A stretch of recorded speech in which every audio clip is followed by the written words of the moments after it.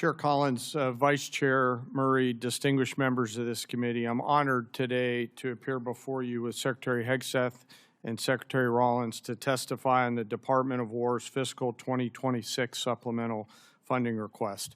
And I'll note I fondly remember my time at USDA earlier in my career where I had the chance to serve there. I'm also joined today by my senior enlisted advisor, SEAC Dave Isom. As always, I'm deeply grateful for this committee's continued partnership and support for our common defense. I'd like to begin by expressing my deep condolences and that of the Joint Chiefs of Staff and the SEAC for the fallen from this past weekend and their families. Today we remember First Lieutenant Tyler Feehan, Sergeant Michael Swinton, and Private Isabel Gonzalez, and note that the names of our last fallen will be released when we can. I'm humbled daily by the profound commitment of the incredible 2.8 million Americans, just like these names that I've just mentioned, who make up our joint force and serve our nation every day. Also, on behalf of the Joint Force and the Joint Chiefs, I want to express my sincere and heartfelt condolences to the family of Senator Graham for their loss and all of you for the loss of your colleague. The Joint Force remains grateful for his 44 years of service, both in and out of uniform. There is no doubt he made a difference to the safety and security of our nation. On July 22nd, 1940, General George C. Marshall said, and I quote, "For almost 20 years, we had all of the time and almost none of the money. Today, we have all of the money and no time." His words resonate powerfully with me today as we find ourselves in a somewhat similar situation. I've come to you today to request the necessary funds while in the window of opportunity, while time is still on our side. The United States of America faces a global list of military challenges in the Middle East, in Europe, in the Pacific, both nuclear and non-nuclear challenges, and the continued threat of terrorism. We find ourselves living and leading in complex and dynamic times. Our adversaries are aligning in their interests, creating simultaneous challenges across multiple domains. They are sharing intelligence, combat capabilities, and technology that is accelerating the speed of war. It is an imperative that Americans understand that the character of war is changing.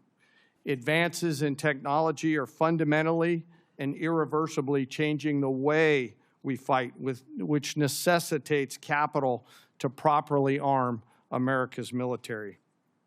Rapid advancements in AI, autonomous systems, deliver critical technological advantages to our national defense and simultaneously introduce unprecedented strategic vulnerabilities and uncertainty across the world, to include right here at home.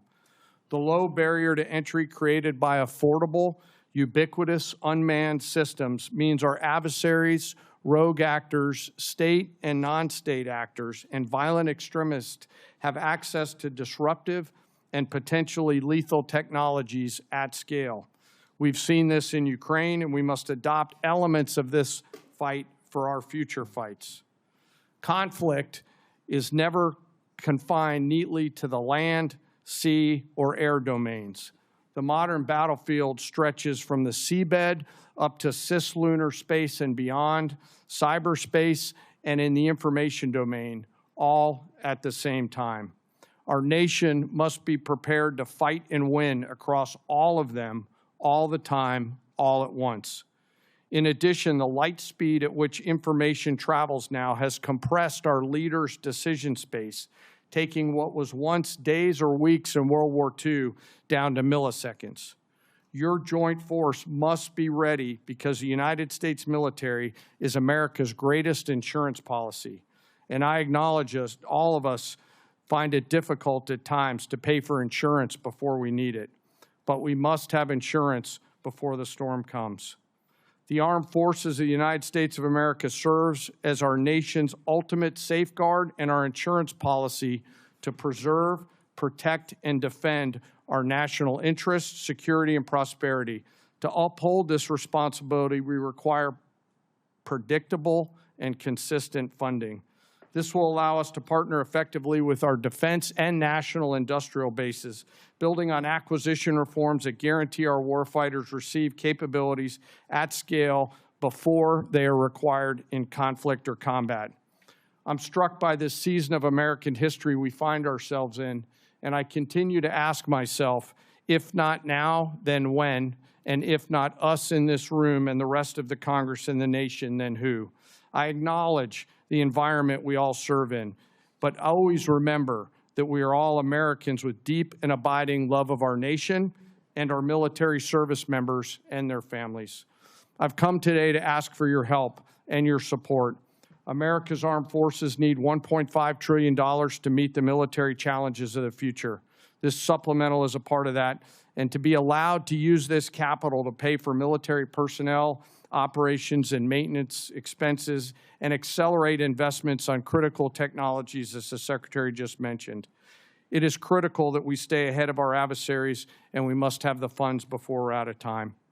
In closing, I ask all of us to remember our deployed service members around the world right now, especially our Army teammates who remain deployed after losing their friends and teammates this past weekend.